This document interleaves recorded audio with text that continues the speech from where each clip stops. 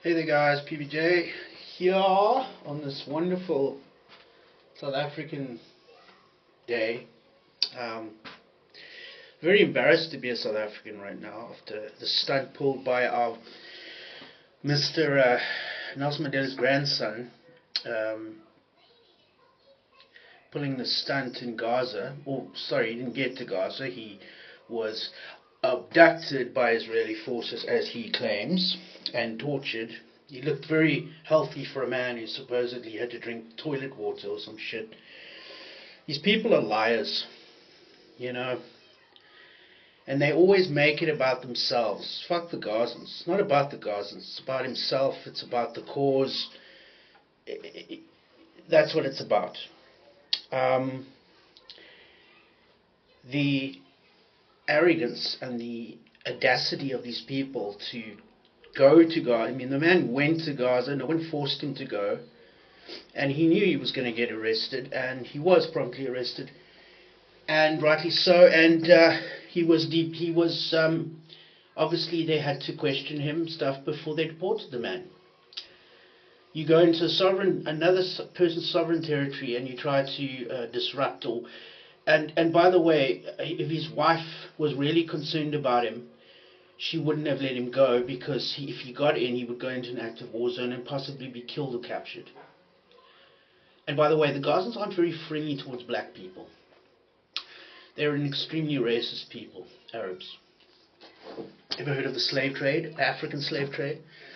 Anyway, that being said, there's so much going on that I want to comment on, and also some of the concerns that I have regarding this 21 peace deal of Donald Trump. Okay.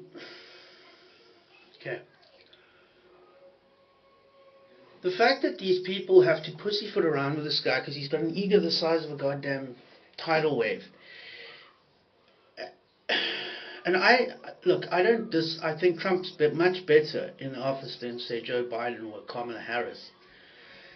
But, sir, you can't not, you don't get to just declare unilateral this and unilateral that. You are getting in the way of Israel's victory. The only way out of this for Israel's victory. There's no other way. You pretty much putting a bandage on a leg wound that's basically, well, a cut off leg, and thinking you've accomplished something. And it feels to me like this is just Trump trying to wrap this up so he doesn't have to deal with this in his legacy, which I find very it's not about his ego. It's not about him getting a Nobel Peace Prize. We'll stop this now. It's about Israel's survival. It's about Israel's survival, and the fact that they need to destroy this enemy once and for all. There's no room for ambiguity here. The end result is victory. Now, I know you Yanks haven't won a war for God knows how long. This is not going to be solved with a 21 peace deal. It's not going to be solved. It's not going to be solved. And if this is allowed to go forward, Israel will just have to fight this war down. This is called kicking the can down the road. This is not. If you think Hamas are going to disarm and walk away, you're mistaken. The only way that we get to deal with this enemy is to utterly destroy them. Israel has to go in there and utterly obliterate them. Yes, this is not going to go away. And the reason why the Gaza war has been so difficult to fight, unlike with Hezbollah, unlike with the Iranians and all these other groups that Israel very easily defeated, and the Yemen, the Houthis, is they weren't holding Israeli hostages. Okay, that has been a problem, and the reason why Hamas took hostages. Israel needs to answer this with power. They cannot show weakness. And as you know, in the Middle East, weakness is never a good thing. Donald Trump, for him, this is a headache. He wants this over with. But you're just going to kick the can down the road, sir. And I really believe he should just get out of the way and let Israel do what it has to do. And like I said before, Israel is not a proxy of the United States. Okay? It's not. sovereign nation. Their leaders were elected, and they have to do what their constituents want them to do, and that is to finish the war and defeat the enemy. That is in Israel's best interest. Forget about America's interests. This is Israel's interests, and they are more important than America's interests, because Israel has these people right on their doorstep. So it's not about your ego or you getting a Nobel Peace Prize. If you get a Nobel Peace Prize, good. Frankly, Nobel Peace Prizes are being just handed out like hotcakes. So, I mean, does it really mean anything to get a Nobel Peace Prize these days? No, not at all. I just think, my personal opinion, and I am in no way a person speaking for Israel. I don't know what they must decide what they need to do. Not America, and not any other country. It's Israel's decision to go forward and see what they must do to secure their security, but destroy their enemies completely once and for all. I think that's the most important thing. I don't think trying to negotiate, or these people are not interested in negotiations. They don't believe in negotiations. It's a sign of weakness. Witkoff, I've had a problem with from the get-go, being that he's so closely aligned with Qatar. That's problematic. The fact that Qatar has been involved in these negotiations is mind-numbing to me, being that they're the ones who are funding Hamas, being that they're the ones who house Hamas officials in their country, and Israel, rightly so, targeted them and should do it again. Absolutely. Absolutely. Trump has no right to tell Israel not to target their enemies in foreign countries. And just because they're in Qatar doesn't mean they get a pass. These people have pounds of blood, innocent Jewish blood on their hands, and they deserve to die. And Israel must get them wherever they are, regardless of what Trump thinks. Okay? It needs to be made clear to Donald Trump that Israel will do what is in its best interests. Okay? This is enough of this.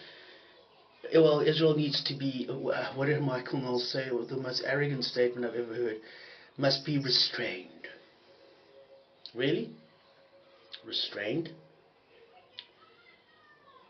America's never won a war since World War II.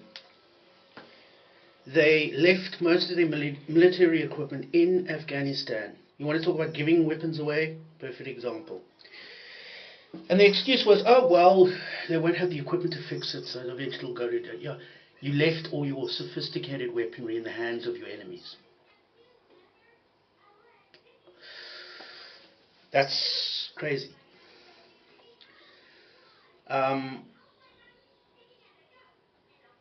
I think that Israel just must do what it has to do for its best interests. Yes, getting the hostages back, absolutely. But victory also. Otherwise, this will happen again. And I don't want to go through this again.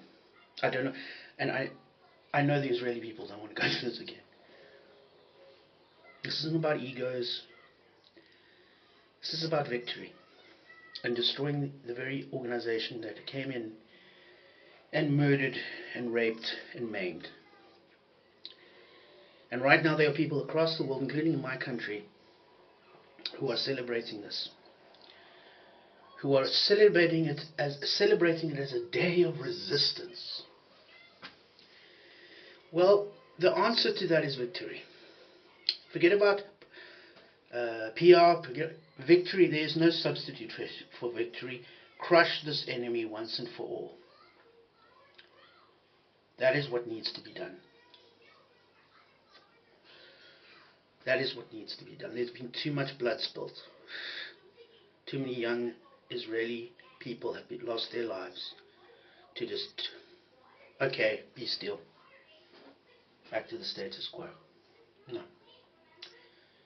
Victory. That is what has to happen. And yes, I see a lot of these morons turning on Israel. There are people out there, who are saying the most darndest things and stupid things, specifically in the American sphere of politics, who have no clue about this war, have no clue about how to fight a war. who are making stupid statements. And all I can say to them is also, Israel victory. The world will do what the world will do. America is not Israel's savior. They've never been. They've been more of a hindrance than anything else, I have to be honest. And when I look at what's going on in America with these these influencers who are saying stupid things, and then going over to Saudi, well, comedians who have been criticizing Israel and the money spent on Israel, taking Saudi money and doing comedy in Saudi Arabia, where it's specifically stipulated you cannot roast the royal family, you cannot criticize religion, you cannot criticize their views on women. So it's about money. You might as well not even go and just take the money. These self-proclaimed virtuous comedians such as Bill Burr, sticking it to the man, is happy to take money from an oligarch that practices slavery in their country to this day. He's quite happy to take money from them. But the slavery in his country 400 years ago, oh my God, you've got to pay for that. These people are idiots. They're court jesters and they should not be taken seriously. Tim Dillon was going to go over there and take the money. Oh yeah, until he made a joke. They cancelled him. Cancelled his fat ass. That guy is such a moron. You don't have to hear him talk. Just look at the sorry son of a bitch and you'll laugh. A pathetic excuse of a human being. A fat tub of cheese. He was quite happy to take that money. He defended, he even dressed up as an Arab sheik in one of his shows. And now he got cancelled by them because he made some joke that they found offensive. I hope to God, if these guys slip up, they get 80 fucking lashes. Or behead them. That would be my personal, that would be funny. Their heads all start coming back to America. It's ridiculous. Got his head in the fucking shaking Bill Burr's head up and down on a pike. That's comedy. These people are so hypocritical and disgusting. And Israel is doing fine. They're fighting a war they have to win and will win. And in America, they're running around like chickens with their heads cut off. Candace Owens just released supposed documentation that Charlie Kirk was not happy with Israel, and you might have to. Let me ask you this, and I know Charlie Kirk is dead, and God rest his soul. He was a good man and everything, but what this shows that Charlie Kirk's support for Israel was not very deep. There were Jewish, pro-Israel people that supported him who were saying, Tucker Carlson, why are you bringing this guy on your platform, on the stage? This is what he's been saying. And he doubled down. Instead of saying, hey, hang on a second, what has this guy been saying? Look at what he's been saying and say, I don't agree with that. Instead, he brought him on, and he went and he's Epstein being a Mossad agent. People literally got up and walked out on him. If he was hoping to bring it together, he separated it even more. I'm talking about Charlie Kirk now. He separated Turning Point even more. So it wasn't a good strategy. Having Josh Hammer debate a moron like Dave Smith, never been to the region, knows nothing about the place, and just spews propaganda, that's not going to help the situation. Let's start calling a spade a spade. Charlie Kirk was in error with what he was, when he thought, well, I'm just going to bring these people on. You didn't even know what they were. Were you aware of what these people were saying? Have you any clue at what they were saying? And now look at it, he's dead, and the entire MAGA movement is turning on itself. I've seen posts about blaming Erica Kirk, saying Erica Kirk was having an affair and she wanted to get rid of Charlie. I mean, this is the kind of mental fucking gymnastics are out there. They've got people literally analyzing their body Just saying she's not upset. The woman just lost her husband. Now, Michael Knowles, who was live with Charlie, he hasn't spoken up against Candace Owens. For Candace Owens going around spreading rumours about him and Israel and all this. Not a word from Michael Knowles. Not a word from Megyn Kelly. Not a word from any of these people. No, they are friends, so they can just say whatever they want. When does it become enough? When they say we want Israel destroyed, are you going to stand by them again? Are you going to say, no, that's fine, they're my friends? Well then, I want nothing to do with you. I want nothing to do with your content, because you are hypocrites. You are unwilling to call out your own side for the very, very real bigotry that they are spitting. Tucker Carlson's doubling down, and there are people going after him. But Megyn Kelly needs to call him out, but she won't do it. You don't tell me who to call out. Yeah, your friend's saying some of the most hateful fucking shit. If you were really a friend to the guy, you would speak up.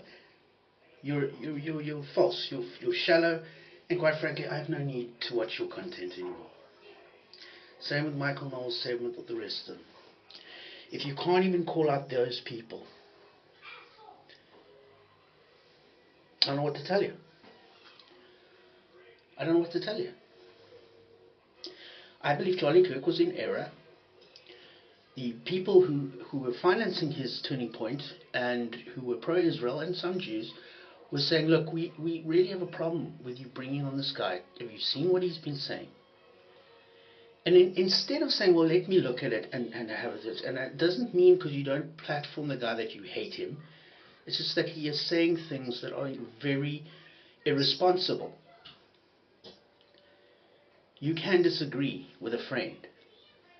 But no, he doesn't do that. He goes, I'm doubling down. I'm going to invite him anyway. And by that, people said, well, we're not going to support you. We can't support you if you're going to platform someone who speaks this kind of garbage. And it's their money. They have every right to say, this is not what I signed on for. So you're not getting our support.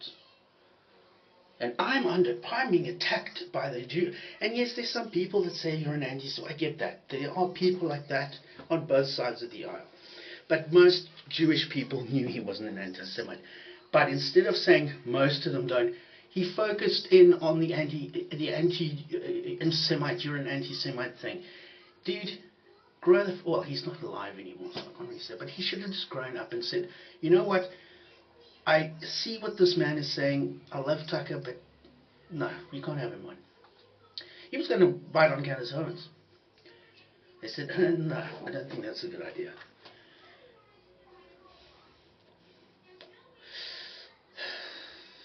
You can't even call out your own side. I'm sorry. It's wrong. It's evil. And you were suitably chastised for it. Absolutely. Anyway, I'll speak to you guys later. Cheers.